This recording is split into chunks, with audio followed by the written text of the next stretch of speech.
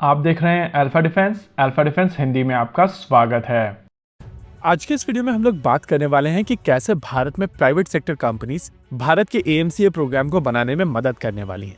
देखिए, ये बात सच है कि अगर भारत में मैन्युफैक्चरिंग प्रोसेस को स्पीड अप करना है तो प्राइवेट सेक्टर कंपनीज का पार्टिसिपेशन बहुत जरूरी है, स्पेसिफिकली डिफेंस में।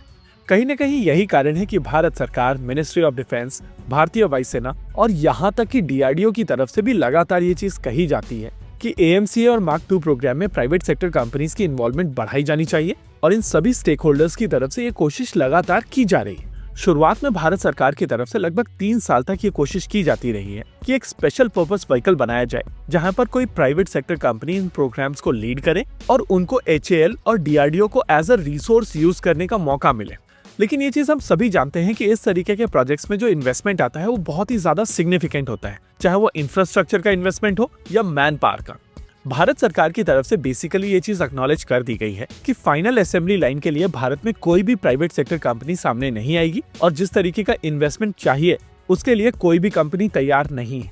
हालांकि भारत सरकार की तरफ से असेंबलीज और सब असेंबलीज को लेकर एक इवैल्यूएशन किया गया है और ये समझने की कोशिश की गई है कि भारत में कौन कौन सी कंपनीज एटलीस्ट असेंबलीज और सब असेंबलीज बना पाएंगी।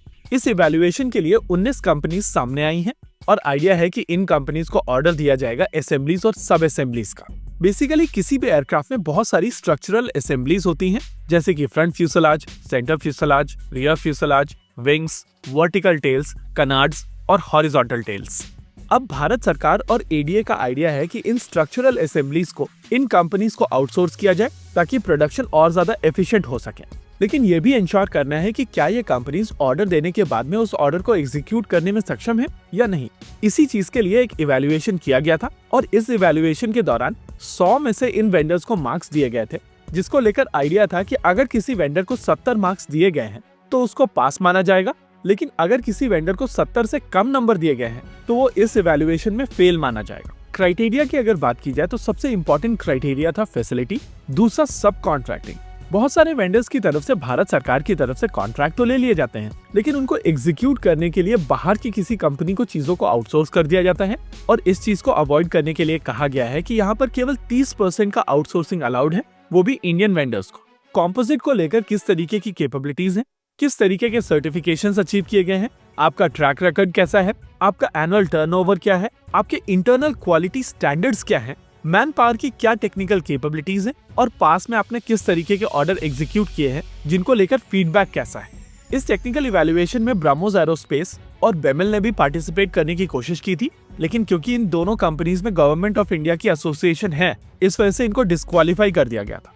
असेंबलीज और सब असेंबलीज को लेकर इस पूरे इवैल्यूएशन के दौरान केवल 8 वेंडर्स सेलेक्ट किए गए हैं, जिसमें नंबर 1 है टाटा को 96 मार्क्स मिले हैं, एल&टी को 82, arrow structures manufacturing India private limited को 79, लक्ष्मी मशीन वर्क्स को 76, गोदरेज को 75, डायनामेटिक्स को 73, MTAR टेक्नोलॉजीज को 73 और वेम टेक्नोलॉजीज को 71।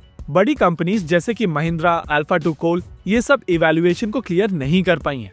अब इस पूरे इवैल्यूएशन से एक चीज साफ समझ में आती है कि इस समय देश में केवल हैंडफुल वेंडर्स हैं जो सब असेंबलीज हैंडल कर सकते हैं, और जब हम लोग बात करते हैं पूरे के पूरे सिस्टम की तो उसके लिए अभी तक कोई वेंडर तैयार नहीं है।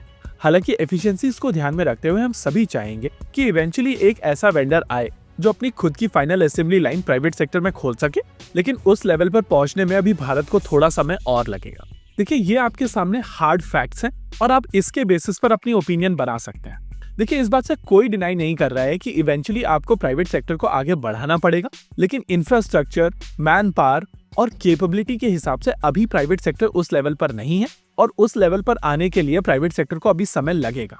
आमका को लेकर 3 साल तक भारत सरकार ऑलरेडी वेट कर चुकी है और क्वेश्चन ये है कि क्या आपके पास में और समय है, और अगर है तो आपको वेट करना चाहिए। इसी के साथ आज के इस वीडियो में रखते हैं केवल इतना ही। वीडियो को अंत तक देखने के लिए धन्यवाद। देखते रहिए अल्फा डिफेंस। जय हिंद।